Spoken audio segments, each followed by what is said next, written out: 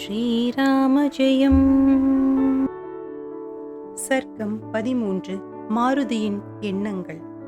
மகாபலசாலியான ஹனுமான் இந்திரநீல கல்லால் அலங்கரிக்கப்பட்ட கோட்டை மதில் மேலேறி கண்ணு கெட்டிய தூரம் வரை எதையாவது விட்டிருக்கிறோமா என்று ஆராய்ந்தார். சம்பாதி பொய் சொன்னால் சிறகுகள் மீண்டும் எப்படி வரும்? கௌதம ரிஷியின் புதல்வரான சதானந்தரின் சிஷ்யையான வைதேகி வேறு வழியில்லாமல் ராவணனுக்கு உடன்பட்டிருப்பாளோ? குரங்கு மனம் என்பது சரியாக இருக்கிறது. இப்படி நினைத்த புத்தியை கொளுத்த வேண்டும். சீதை அயோனிஜை யாக பூமியில் விழும்போது கலப்பை நுனியில் அவள் இருந்த பேழை வெளிப்பட்டதாக ராமபிரான் சொல்லியிருக்கிறாரே. ஒருவேளை ராவணன் சீதையை எடுத்துக்கொண்டு கடலை தாண்டுகையில் இறகுகள் இதற்குள் ராமன் பர்ணசாலைக்கு திரும்பி சீதையை காணாமல் தேடி ஜடாயுவால் நான் கொண்டு போவதை அறிந்து பான பிரயோகம் செய்தால் இலங்கையின் செல்வங்களை அனுபவிக்காமல் மடிவேனே. சுபாகு, மாரிச்சன், கர தூஷணாதியர், திரிசரன் மடிந்தது போல் நானும் மனுஷனால் சாவதா என்றெண்ணி பிராட்டியை கடலில் வீசியிருப்பானோ? சமுத்திரத்திலுள்ள திமிங்கலங்கள் அவள் தேகத்தை உணவாக கொண்டிருக்குமோ? ஒருவேளை சமுத்திரத்தின் மேல் போகும்போது கண்ணு கெட்டிய தூரம் தண்ணீராயிருக்க கண்டு இனி என் பர்த்தாவை அடைய முடியாது என்று பயந்து உயிரை விட்டிருப்பாளோ? அல்லது கடலின் மேல் போகும்போது ராவணனிடமிருந்து தப்ப மேலிருந்து குதித்திருந்தால் தனக்கு இணங்காத ஜானகியை ராவணன் தின்றிருப்பானோ? அல்லது அவனது ராட்சச மனைவிய சக்களத்தை பொறாமையில் வெட்டி சமைத்து ஜீரணம் பண்ணியிருப்பார்களோ? சாகும்போது யாரை நினைத்தாலோ, என்ன சொல்ல பிரியப்பட்டாலோ, இப்படி தாறுமாறான எண்ணங்களால் ஆஞ்சநேயர் நிலை குலைந்தார்.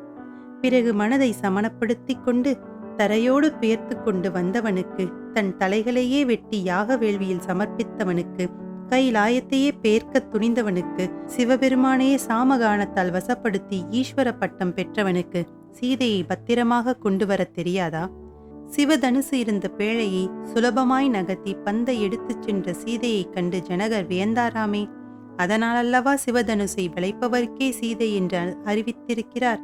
அப்பேற்பட்ட பிராட்டிக்கு அச்சமா? கற்பெண்ணும் அக்னியை கவசமாக கொண்ட ஜானகியை ராவணன் நெருங்க முடியுமா? சீதைக்கு துன்பம் விளைவித்தவர்களை ராவணன் சும்மா விடுவானா? அப்படியெல்லாம் நடந்திராது.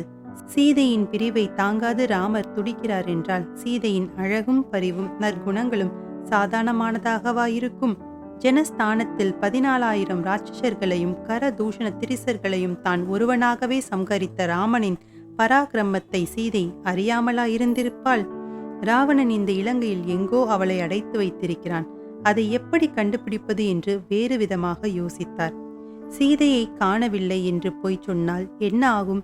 21 தலைமுறை சத்திரிய குலத்தையே வேறறுத்த பரசுராமரின் விஷ்ணு தனுசை வாங்கி நான் ஏற்றி இலக்கு எது என்று கேட்டாராமே பிரபு. ராவணனை ஜெயித்த 1000 கைகளுள்ள கார்த்த வீர்யாஜனனையே வெட்டி போட்ட பரசுராமரை ரகுநந்தனை ஆசிர்வதித்து பின்வாங்கியிருக்கிறார் எனும்போது கிஷ்கிந்தையும் வானரப்படைகளும் இலங்கையும் ராவணனும் ராமபாணத்தை தாங்க முடியுமா? சொல்லாமல் இருந்தாலோ அது துரோகம். இதைதான் தர்ம சங்கடம் என்கிறார்களோ? சமுத்திரத்தை தாண்டியதும் லங்காபுரியில் சுற்றி அலைந்ததும் வீணாக போயிற்று. நான் போய் தோற்றதை சொல்ல ராமன் உயிர் பிரியலாம். அதை கண்ட லக்ஷ்மணரும் பிராண தியாகம் செய்வார். இந்த செய்தியை கேட்டதும் பரத சத்ருக்கணர்களும் 3 தாய்மார்களும் ராமன் மீது அன்பு கொண்ட ஜனங்களும் சீதையின் சகோதரிகளான 3 இளவரசிகளும் கூட மடிவார்கள். சொன்ன சொல்லை காப்பாற்ற முடியாததால் சுக்ரீவனும் கணவனை பிரிந்ததால் ருமையும், அங்கதனை பிரிந்ததால் தாரையும் கூட மாண்டு போக நேரிடலாம். அரசனில்லாத தேசத்தில் அராஜகம் நடக்கும். வானர வீரர்கள் ஒருவருக்கொருவர் அடித்துக்கொண்டு மடிவர். கௌரவமாய் பிழைக்க முடியாத குடும்பத்தினர் தற்கொலை செய்து கொள்வர். எல்லாம் நான் சொல்லும் ஒரு வார்த்தையாலே. அதனால் திரும்பி போகாமல் உபவாசம் இருந்து உயிரை விடலாம் என்று தீர்மானித்தவர். எல்லாம் இந்த லங்காதிபதியால் தானே. அவன் மட்டும் சீதையை தூக்கி வராதிருந்தால் இந்த குழப்பம் இல்லை. இவன் தூங்கும் போதே இவன் கழுத்தை நிறுத்து கொண்டால் என்ன?